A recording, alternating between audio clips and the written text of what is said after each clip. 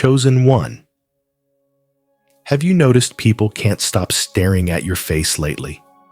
And you don't know why? Stop scrolling. Right now.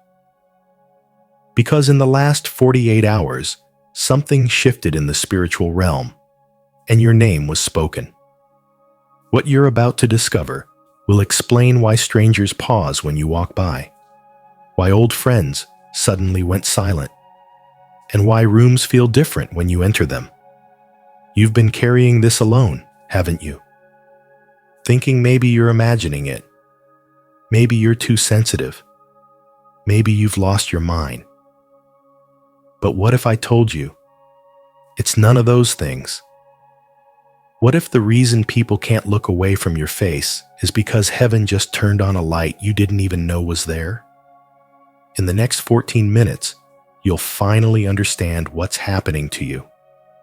Comment, "I receive," if your heart is beating faster right now. Subscribe, because this message is only the beginning of what God wants to reveal to you. This is your divine confirmation, the face they can't forget. Why presence outlasts beauty. Let me tell you about a Tuesday morning that changed everything I thought I knew about divine presence. 3 years ago, I was sitting in a Starbucks in Denver. One of those crowded, chaotic mornings where everyone's glued to their screens, headphones in, completely disconnected from the world around them. Then she walked in. Her name was Sarah, mid-50s, jeans and a faded sweatshirt, hair pulled back in a simple ponytail, no makeup, nothing that would make her stand out in a crowd. She ordered a black coffee, sat down by the window, and pulled out this worn leather journal that looked like it had been through a war. And then, something extraordinary happened. Within 5 minutes, I'm not exaggerating, 3 different people approached her. One person asked if the seat next to her was taken, even though there were empty tables everywhere. Another stranger asked what she was writing, and the barista, a young guy who looked like he hadn't smiled all morning, brought her a free blueberry muffin and said, "This one's on me. You look like you could use something sweet today." I sat there watching this unfold, thinking, what just happened? So I did something I normally wouldn't do. I walked over to her table and said, "Excuse me, I hope this doesn't sound strange, but do you notice how people are drawn to you?" She looked up at me with these eyes. Chosen one, I'm telling you, these eyes that had seen suffering but somehow still held light. And she smiled. Not a surprised smile, a tired one. "Yeah," she said quietly. "It's been happening my whole life. For years, I thought I was imagining it." Then she told me her story. 10 years earlier, Sarah lost her husband to a sudden heart attack. 6 months later, her mother passed from cancer. 8 months after that, her father died in his sleep. 3 people, 18 months, all gone. She said, "I spent 2 years in what some people call the dark night of the soul. I couldn't pray, couldn't read my Bible, couldn't even get out of bed some days. I just existed. But somewhere in that darkness, something shifted." She told me, "One morning, I woke up and realized I'm done pretending. I'm done putting on the church face and acting like I'm okay when I'm not. I'm done performing for people who only want the highlight reel." She said, "So I stopped. I stopped hiding my grief. I stopped apologizing for my tears. I stopped pretending I had all the answers. And that's when people started seeing her differently. It's like," she said, "the moment I gave myself permission to just be broken. People felt safe being broken around me." I asked her, "So what do you think they're seeing?" She thought for a moment, then said something I'll never forget. "They're not seeing beauty. They're seeing peace. And peace, the kind that survives loss, is a language everyone understands. Chosen one. Do you know what Sarah had that most people don't? It wasn't charisma. It wasn't confidence. It wasn't even faith. At least not the kind we talk about on Sunday mornings. What Sarah had was something the Bible calls the shining face. In Numbers 6:25, there's this beautiful blessing. The Lord make his face shine upon you. Now, most people read that and think it means God's going to make you prettier, that he's going to give you perfect skin or symmetrical features or a glow up for Instagram. But that's not what it means at all. It means mercy becomes visible on you, not in your complexion, not in your makeup, but in your eyes, the way you look at the person who hurt you and choose kindness anyway. In your voice, the way you speak to the cashier who's having a bad day with patience instead of irritation. In your hands, the way you serve even when you're exhausted and no one's watching. That mercy isn't something you perform, it's something you carry. And people feel it before you ever say a word. That's what people saw in Sarah. That's what they're starting to see in you. Now you might be thinking, that's a beautiful story, but Sarah went through tragedy. I haven't lost anyone. Why would people see light on me? Great question. Because here's the truth. It's not about what you've lost. It's about what you've chosen to carry. You can go through hell and come out bitter.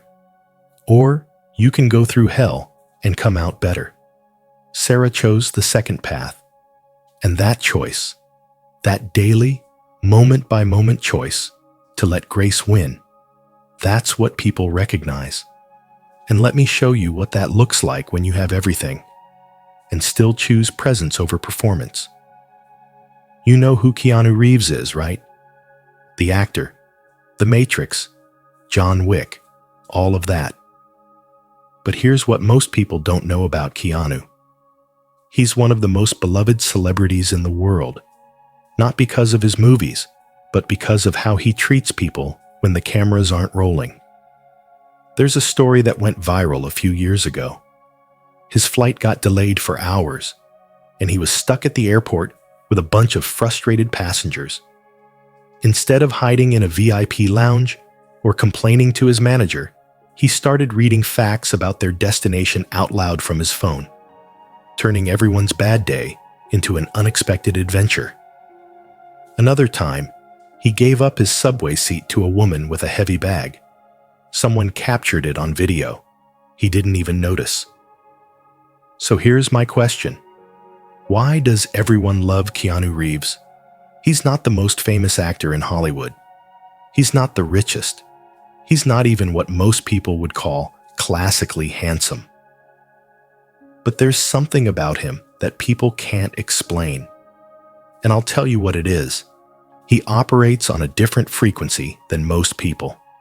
See, most of us are broadcasting on the frequency of, what can I get? We walk into rooms thinking, how do I look? What do they think of me? How can I benefit from this? But Keanu and people like Sarah, and maybe people like you, broadcasts on the frequency of, what can I give? And chosen one. Can I tell you something? You're on that same frequency. You might not see it yet. You might think I'm talking about someone else.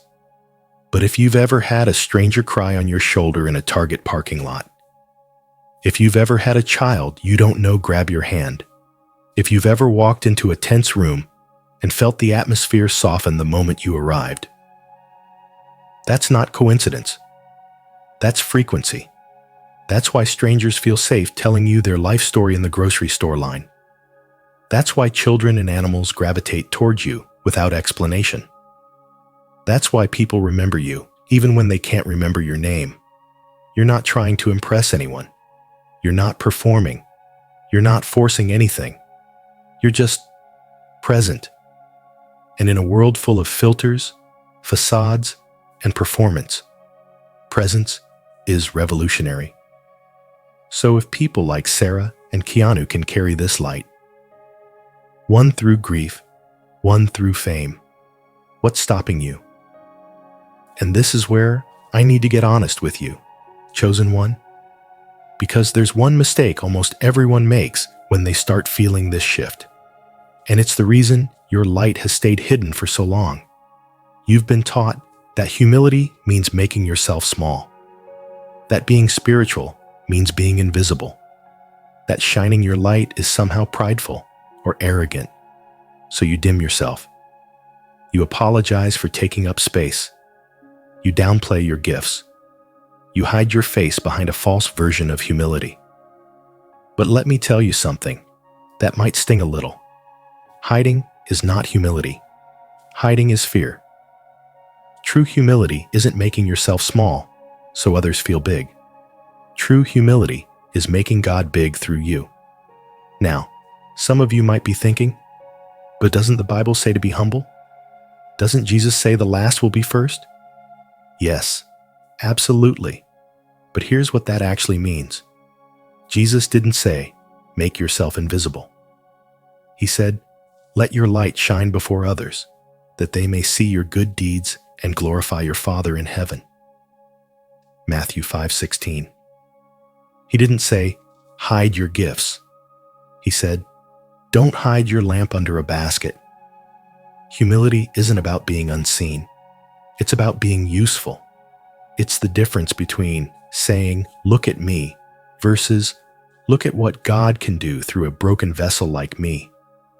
Let me give you a contrast so you can see the difference clearly. False humility says, I'm nothing special. True humility says, I'm not special. But what God did through my brokenness is. False humility shrinks when someone compliments you. True humility says, thank you, and gives glory back to the source. False humility avoids leadership because you're afraid of pride. True humility serves even when it's uncomfortable because it's not about you. See the difference, chosen one. One is self-protection disguised as spirituality. The other is confidence rooted in divine purpose. And if this is hitting you right now, if you're realizing you've been hiding behind false humility, I want you to do something. Type, I will shine in the comments, not as a declaration of pride, but as a covenant with the calling God placed on you. Because the world doesn't need another person playing small. It needs you at full capacity. Let me leave you with one more story before we move forward. Princess Diana. You remember her, right? Literal royalty. She had everything. Title, wealth, beauty, worldwide admiration. But that's not why people loved her. People loved Diana because she broke protocol. There's a photo I'll never forget. Diana, in a formal gown and tiara, kneeling on a hospital floor, holding the hand of a little boy with cancer. The palace wanted her to stand. Protocol demanded distance, but she got down to his level. She looked him in the eyes. She touched him when others wouldn't. She shook hands with AIDS patients when everyone said it was dangerous. She sat on the floor to talk to children at their eye level. She cried in public when the palace told her to stay composed and regal.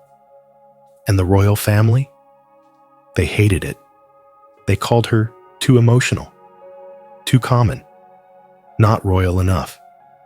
But the people called her the people's princess, just like Sarah in that Starbucks. Sarah didn't have a title. She didn't have a platform. But she had presence. And presence doesn't need permission from a palace to shine. Because she refused to let her position separate her from her humanity. And here's the lesson, chosen one. Your calling will always make someone uncomfortable. The moment you stop performing the version of yourself people are used to, they'll try to pull you back. Your family will say you've changed. Your old friends will say you're acting different. Your church might even say you're too much or not spiritual enough. But remember, Diana, the ones who tried to control her light were the ones living in palaces. The ones who loved her light were the ones living in pain. So I'm asking you right now, are you dimming your light to keep the palace comfortable? Or are you shining it for the people who desperately need it?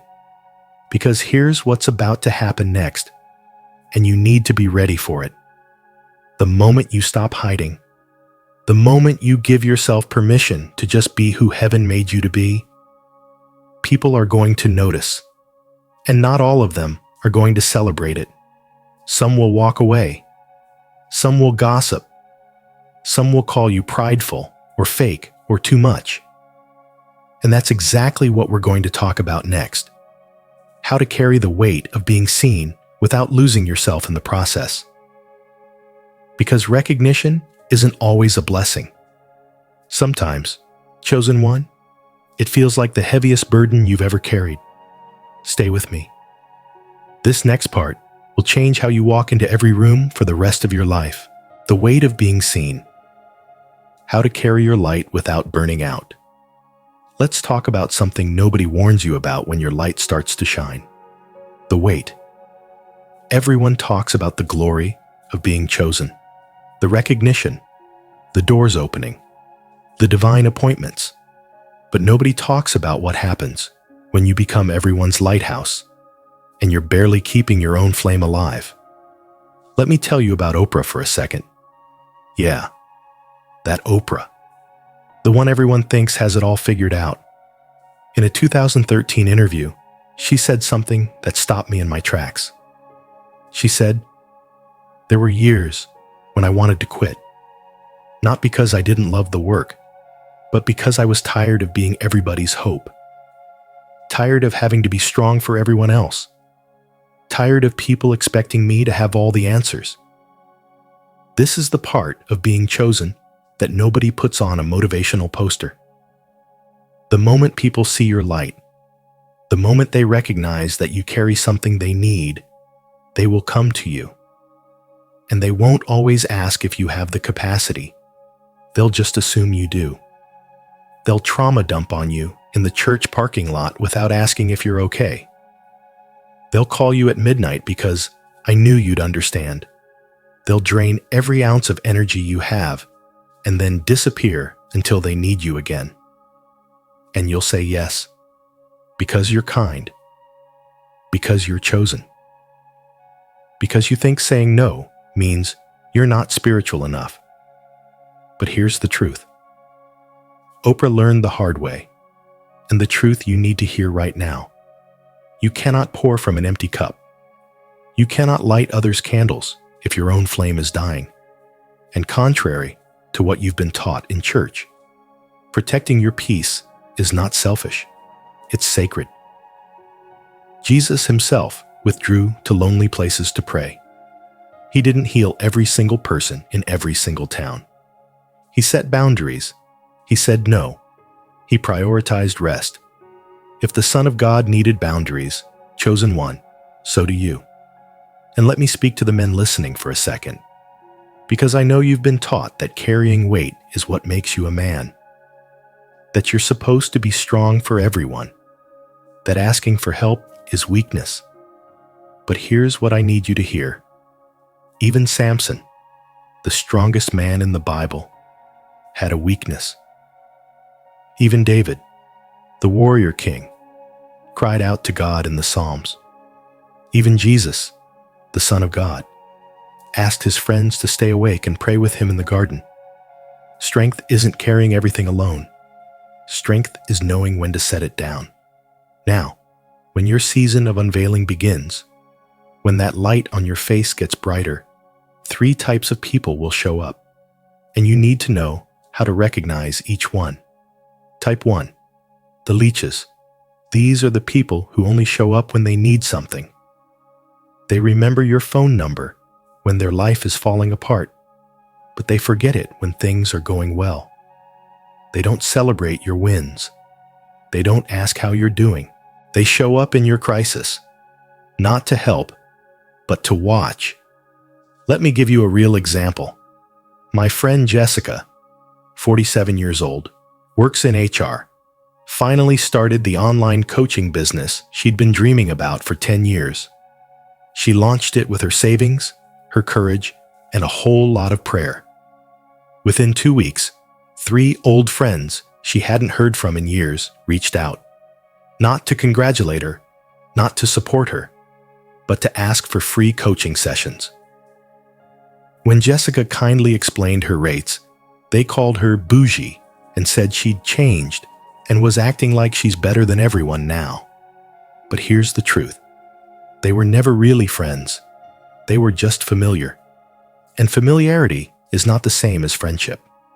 Type 2. The mirrors.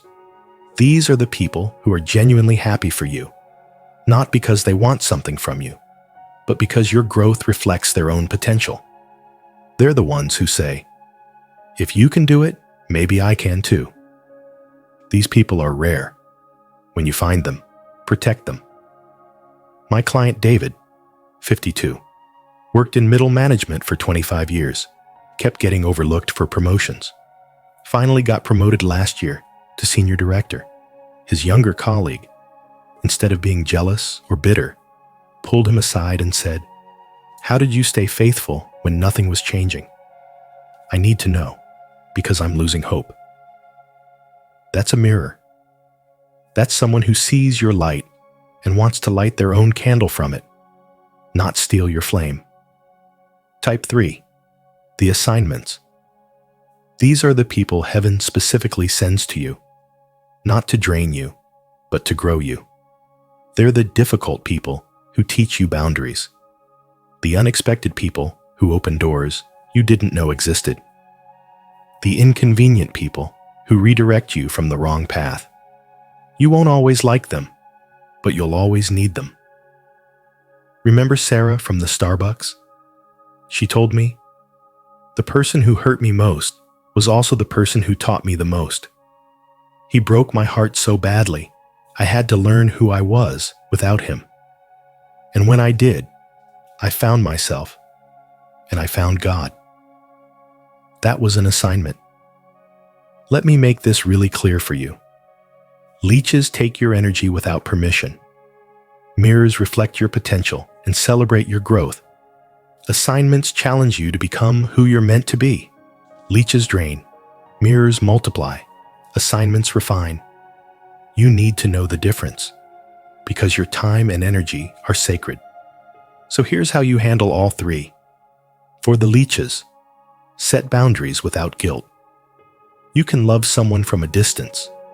You can pray for someone without being their personal savior. And if someone makes you feel guilty for protecting your peace, that's spiritual manipulation. You have permission to walk away. For the mirrors, invest in them. These are your future community. These are the people who will walk with you, not just take from you. For the assignments, stay open. Even when it's hard, they're teaching you something you'll need for the next level. Now, let me tell you about the loneliness nobody talks about. Sometimes, and I need you to hear this, being chosen feels lonely. You'll walk into rooms full of people and feel completely alone. You'll scroll through social media and wonder why everyone else seems to have community while you're sitting in your living room on a Saturday night with a book and a glass of wine. You'll question if maybe you're doing something wrong, if maybe you're too much or not enough. But here's what's really happening. You're not losing people. You're changing frequencies. Think of it like a radio. You used to be tuned to 98.5 FM, where everyone talks about gossip, complaining, surface-level stuff, who said what at the office. But heaven is shifting you to 107.3 FM, where the conversation is about purpose, growth, healing, legacy, kingdom work. Same radio, different station, and not everyone can hear that frequency. Let me tell you about Michelle. Michelle is 58, pastor's wife for 30 years, raised her kids in the church, did all the brunches, all the Bible studies, all the women's retreats. She came to me 2 years ago, crying. She said, "I used to have a whole group of church friends. We did everything together. But in the last 2 years, they've all pulled away. They don't invite me anymore. And I don't know what I did wrong. So I asked her, Michelle, what changed 2 years ago? She thought for a moment. Then her face shifted. She said, that's when my husband got diagnosed. Stage 4 cancer. And I stopped pretending everything was fine. I stopped being the perfect pastor's wife who had it all together. There it was. Her friends didn't leave because she did something wrong. They left because she stopped performing. She started being real, honest, broken, human. And they couldn't handle it. Not because they were bad people, but because her authenticity confronted their inauthenticity. The painful truth, chosen one.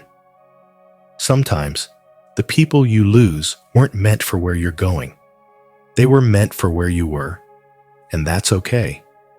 Grieve it. Honor what was, but don't shrink back to fit into spaces you've outgrown. Let me give you permission to feel something you might be ashamed of. Sometimes, you wish you weren't chosen. You wish you could go back to being normal. You wish God would pick someone else. You're tired of carrying weight no one else seems to carry. And if you've ever felt that way, you're in very good company. Because Moses felt it too. In Exodus 3, when God called Moses at the burning bush, Moses didn't say, yes, Lord, send me. He said, who am I to do this? I can't speak well. I'm not qualified. Please, send someone else. He gave God 5 excuses. And you know what God said? He didn't say, stop doubting yourself. He didn't say, have more faith. He said, I will be with you. Do you know what that means, chosen one? It means you're never carrying this alone. When you're exhausted, He's your strength. When you're confused, He's your wisdom. When you're afraid, He's your courage. I will be with you is not just a promise, it's a person. Emmanuel, God with us. So when the weight feels too heavy, you're not asking, can I do this? You're asking, can He do this through me? And the answer is always yes. And if you're in your 40s, 50s, 60s right now, feeling like maybe your time has passed, let me remind you, Moses was 80 when God called him. Abraham was 75 when God told him to leave everything he knew. Sarah was 90 when she gave birth to the promise. Your age is not a disqualifier, chosen one. It's a credential. Because you've lived long enough to know. You can't do this in your own strength. And that's exactly the point. So how do you carry this weight without burning out? Let me give you 3 sacred practices. Practice 1. Sacred silence. Before service. Before you give to anyone else. Before you check your phone. Before you talk to your spouse. Before you pray for others. Sit in silence for 5 minutes. Not to think. Not to plan. Just to breathe. Just to be. Because if you don't fill your own cup first, you'll give from your reserves. And eventually, you'll have nothing left. Practice 2. The no that protects your yes. Every time you say yes to something, you're saying no to something else. So before you agree to anything, ask yourself, does this align with where God is taking me right now? If the answer is no, your response is no. No explanation needed. No guilt required. Let me give you an example. Last year, I turned down a $20,000 speaking engagement. The money was incredible, more than I'd ever been offered. But it was scheduled the same weekend as my daughter's high school graduation. And I had to ask myself, does this align with where God is taking me? The answer was no. Because God is not just taking me to bigger stages. He's taking me to be a better father. That no to the money protected my yes to what mattered most. And you know what happened 3 months later? I got an offer for double that amount on a weekend that worked perfectly. When you protect your yes, heaven will honor it. Practice 3. Weekly forgiveness. Inventory. Every Sunday night, ask yourself, who do I need to release this week? Maybe it's someone who hurt you. Maybe it's yourself for a mistake you made. Maybe it's God for a prayer He hasn't answered yet. Then, out loud say, I release you. I forgive you. I free you. And I free myself. Because unforgiveness is luggage, and you can't fly with heavy bags. Now, here's the moment that separates the chosen from the called. There will come a day when heaven opens a door so big you can't walk through it quietly. A promotion, a platform, a testimony, a miracle. And everyone will see it. Your family, your haters, your past, your future. And you'll have a choice. Will you shrink back because you're afraid of judgment? Or will you step through because you trust the one who opened it? Let me tell you about a woman who almost said no. Her name was Rosa Parks. December 1st, 1955, Montgomery, Alabama. She was tired. She was 42. She just wanted to go home after a long day at work. But when the bus driver told her to give up her seat, something inside her said, not today. She didn't know she was about to spark a movement. She didn't know her name would be in history books. She didn't know that 70 years later, we'd still be talking about her. She just knew, this moment is bigger than my fear. And because she said yes to that moment, because she stepped through that door, even though her hands were shaking, millions of people found their freedom. The question for you, chosen one, when your Rosa Parks moment comes, and it's coming, will you be ready? Here's what I need you to understand. This weight you're carrying, it's not punishment, it's preparation. Every person who drains you is teaching you discernment. Every friendship that falls away is making room for the right people. Every moment you feel alone is teaching you that God is enough. You're not losing your mind. You're not losing your way. You're being refined. And when this season is over, when you come out on the other side, you won't just be chosen, you'll be ready. The door is opening, chosen one. And what's waiting on the other side? That's what we're going to talk about next. Chosen one, your unveiling has already begun. The light they see on your face, that's heaven's confirmation you're ready. If this message spoke to your spirit, comment, I receive below. Let that be your sacred agreement. And subscribe, because there are more messages waiting for you. Guidance about what comes after the unveiling. Wisdom for the season ahead. This isn't the end of your story. It's just the beginning. I'll see you in the next one.